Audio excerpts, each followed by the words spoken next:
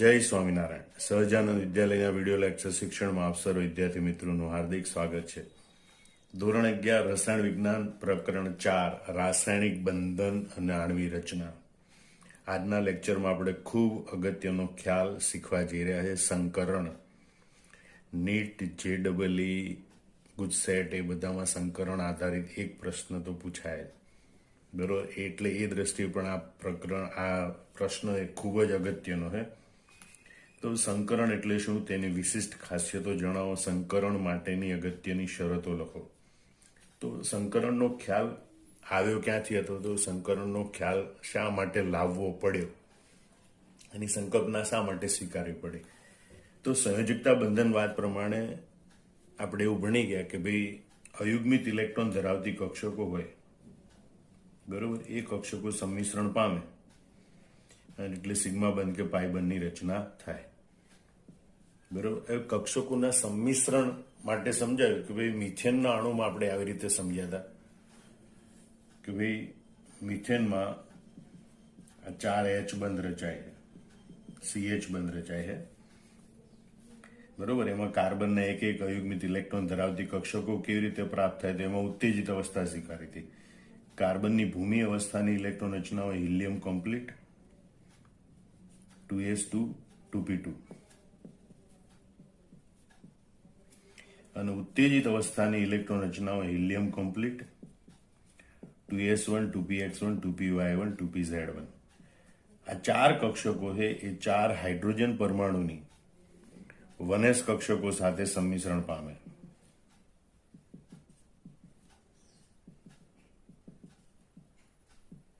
એટલે 4 CH બંધ બને. તો આ કક્ષકોનો જે આકાર સ્વીકાર્યો છે એ પ્રમાણે 3 CH બંધ એ 90° ખૂણા હોવા જોઈએ. અને આ S કક્ષકો છે, આ કાર્બન પરમાણુની 2s કક્ષક અને હાઇડ્રોજનની 1s કક્ષક વચ્ચે સંમિશ્રણ થઈને જે CH બંધ બને એ CH કોઈ પણ દિશામાં હોય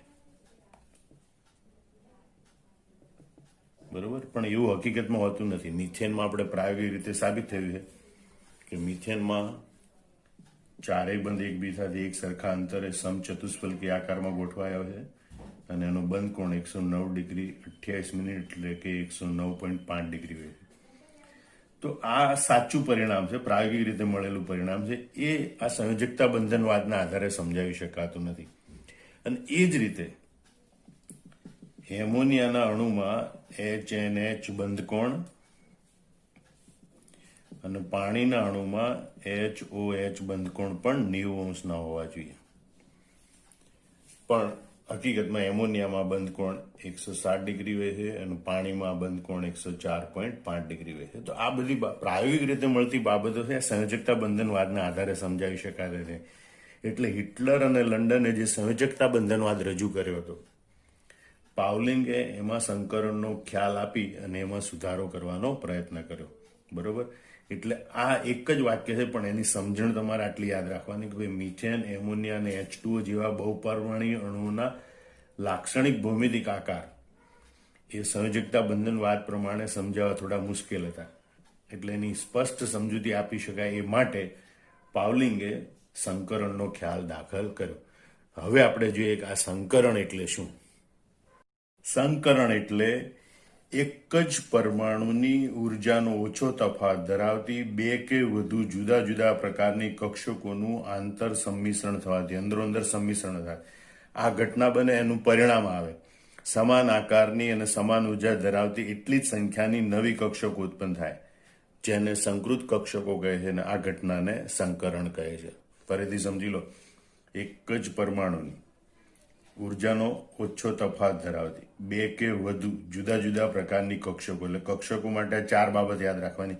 કેવી કક્ષકોનું સંમિશ્રણ થાય અને કેવી કક્ષકો બને નવી.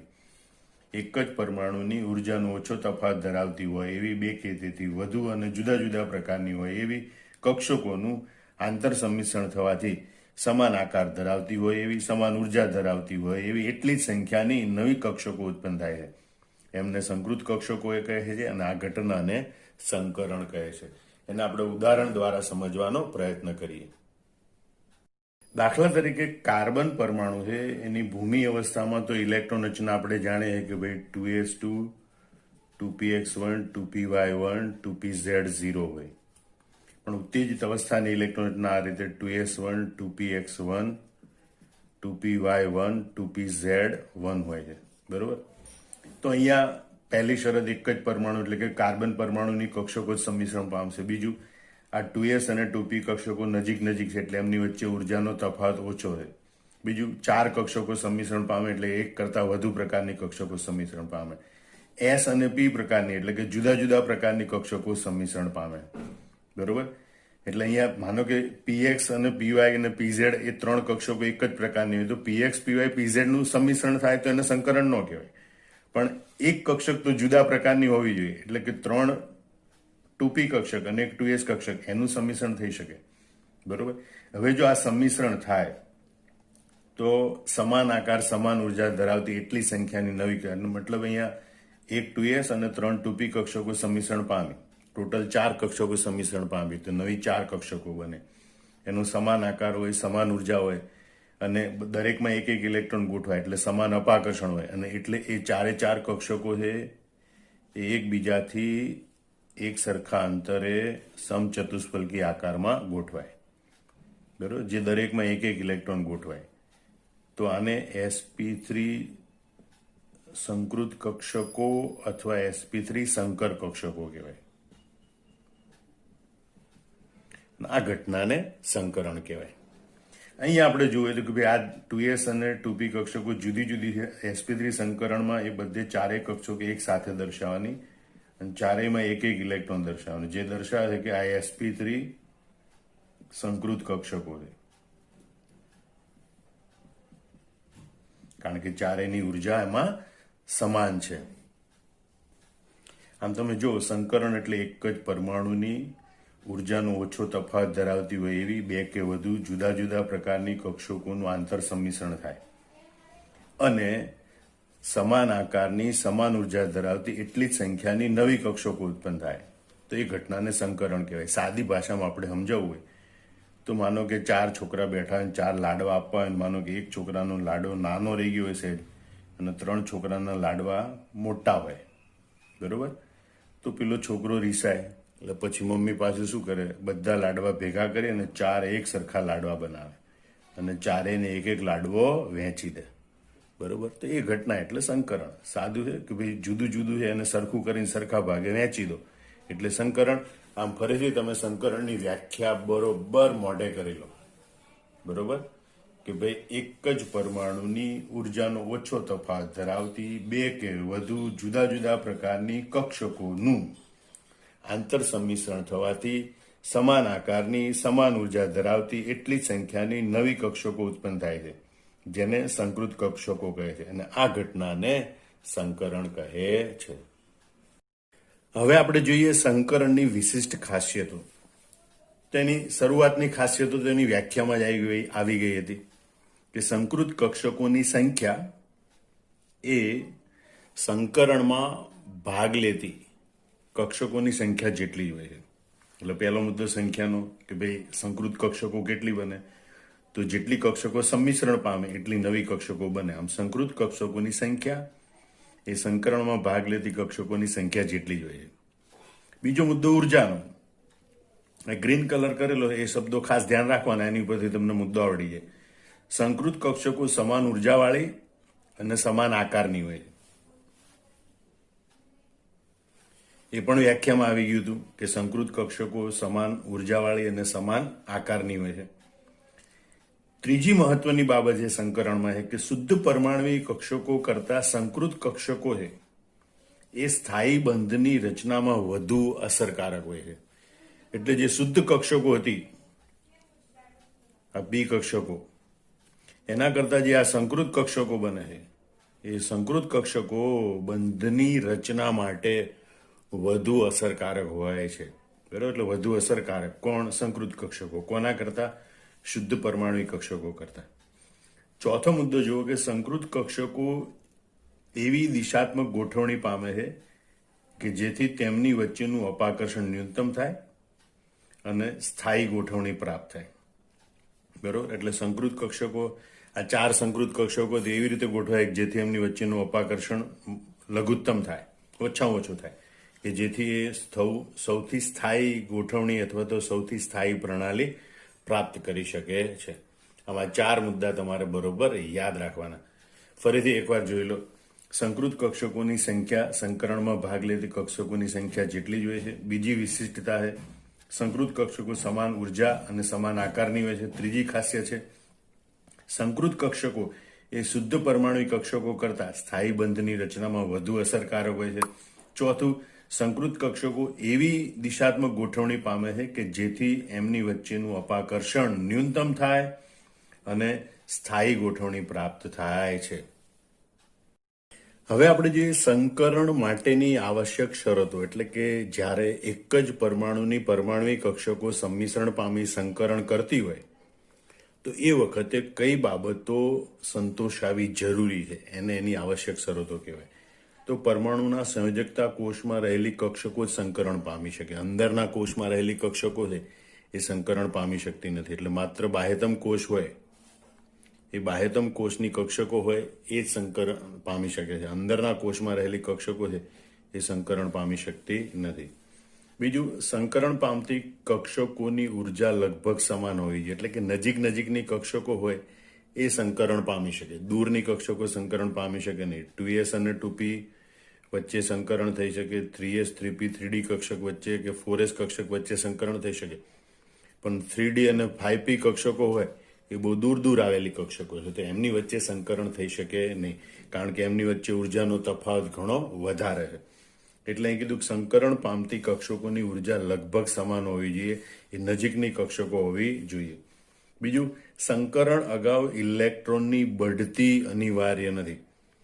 આપણે કાર્બનમાં જોયું હતું કે સંકરણ થાય ત્યારે 2s કક્ષકનો ઇલેક્ટ્રોન બઢતી પામી અને 2p કક્ષકમાં પહેલા જાય અને પછી આ કક્ષકોનું સંકરણ થાય. પણ એવું સંકરણ થવા માટે દરેક વખતે જરૂરી નથી, કારણ કે નાઇટ્રોજનમાં 5 ઇલેક્ટ્રોન છે, અહીંયા ઇલેક્ટ્રોન બઢતી નથી પામતો, તો પણ આ બધી કક્ષકોનું સંકરણ થઈ શકે છે. આમ ત્રીજો મુદ્દો છે સંકરણ અગાઉ ઇલેક્ટ્રોનની બઢતી અનિવાર્ય નથી. એવું જરૂરી નથી કે માત્ર અર્ધપૂર્ણ ભરાયેલી કક્ષકો જ સંકરણમાં ભાગ લઈ શકે. કેટલીક વખત સંપૂર્ણ ભરાયેલી કક્ષકો પણ સંકરણમાં ભાગ લઈ શકે છે. કાર્બનમાં આપણે એમ જોયું હતું કે ભાઈ આ અર્ધપૂર્ણ ભરાયેલી કક્ષકો છે એ સંકરણમાં ભાગ લે છે, બરોબર, આ કાર્બન માટે. પણ નાઇટ્રોજનમાં આપણે જોઈ શકીએ છીએ કે ભાઈ એમાં સંપૂર્ણ ભરાયેલી કક્ષકો એ પણ સંકરણમાં ભાગ લઈ શકે. એટલે એવું જરૂરી નથી કે માત્ર અર્ધપૂર્ણ ભરાયેલી કક્ષકો સંકરણમાં ભાગ લઈ શકે. કેટલીક વખત સંપૂર્ણ ભરાયેલી કક્ષકો પણ સંકરણમાં ભાગ લઈ શકે છે. ફરીથી જોઈ લો સંકરણ માટેની 4 આવશ્યક શરતો. પહેલી શરત, પરમાણુના સંયોજકતા કોષમાં રહેલી કક્ષકો સંકરણ પામી શકે. બીજું, સંકરણ પામતી કક્ષકોની ઉર્જા લગભગ સમાન હોવી જોઈએ, એટલે કે એ કક્ષકો એકબીજાની નજીક આવેલી હોવી જોઈએ. સંકરણ અગાઉ ઇલેક્ટ્રોનની બઢતી અનિવાર્ય નથી, એટલે કે ઇલેક્ટ્રોન ઊંચા ઉર્જા સ્તરમાં જવો જ જોઈએ એવું ફરજિયાત નથી. એવું જરૂર નથી કે માત્ર અર્ધપૂર્ણ ભરાયેલી કક્ષકો હોય એ સંકરણમાં ભાગ લઈ શકે. કેટલીક વખત સંપૂર્ણ ભરાયેલી કક્ષકો પણ સંકરણમાં ભાગ લઈ શકે છે. છેલ્લે આપણે સંકરણ વિશેની કેટલીક મહત્વની બાબત જોઈ લઈએ કે સંકરણ મુક્ત પરમાણુમાં ક્યારેય જોવા મળતું નથી. એટલે કે એક પરમાણુ બીજા પરમાણુ સાથે જોડાય ત્યારે કોઈ એક પરમાણુમાં સંકરણ થાય છે, બરોબર. એટલે સંકરણ મુક્ત પરમાણુમાં ક્યારેય જોવા મળતું નથી. પરમાણુ બંધન પામે એટલે એક પરમાણુ બીજા પરમાણુ સાથે જોડાય ત્યારે સંકરણ થાય છે. આ એક વાત. બીજી વાત, સંકરણને પરિણામે ઉદ્ભવતી દરેક કક્ષકમાં એક મોટો ઇલેક્ટ્રોન વિસ્તાર અને એક નાનો લોબ બને છે. મોટા લોબને પ્લસ સંજ્ઞા વડે દર્શાવાય છે અને તે બંધની રચનામાં ભાગ લે છે. નાના લોબને માઇનસ સંજ્ઞા વડે દર્શાવે, તે બંધની રચનામાં ભાગ લેતો નથી. અહીંયા તમને એક સંકૃત કક્ષકનો આકાર દર્શાવેલો છે, જેમાં આ એક મોટો લોબ બનેલો છે, બીજો નાનો લોબ છે. મોટા લોબને આપણે પ્લસ સંજ્ઞા વડે દર્શાવે છે, નાના લોબને માઇનસ સંજ્ઞા વડે દર્શાવે છે, બરોબર. આ જે મોટો લોબ છે એ હવે બંધની રચનામાં ભાગ લે છે, આ નાનો લોબ છે બંધની રચનામાં ભાગ લેતો નથી. એનો મતલબ કે આ મોટો લોબ છે એ બીજા કક્ષકો સાથે સંમિશ્રણ પામી અને બંધ રચે છે. આમ યાદ રાખી લો, સંયુક્ત સંકરણ છે એ મુક્ત પરમાણુમાં ક્યારેય જોવા મળતું નથી. પરમાણુ બંધન પામે ત્યારે જ જોવા મળે. સંકરણને પરિણામે ઉદ્ભવતી દરેક કક્ષકમાં એક મોટો લોબ હોય, એને પ્લસ સંજ્ઞા વડે દર્શાવાય, બરોબર, અને એક નાનો લોબ હોય જેને માઇનસ સંજ્ઞા વડે દર્શાવાય. મોટો લોબ છે એ જ બંધની રચનામાં ભાગ લે, આ નાનો લોબ છે એ બંધની રચનામાં ભાગ લેતો નથી. આમાં સમગ્ર ટૂંકનોંધ બરોબર ધ્યાન રાખી તમારે મોઢે કરી નાખવાની અને નોટબુકમાં જાતે લખી નાખવાની. જય સ્વામિનારાયણ.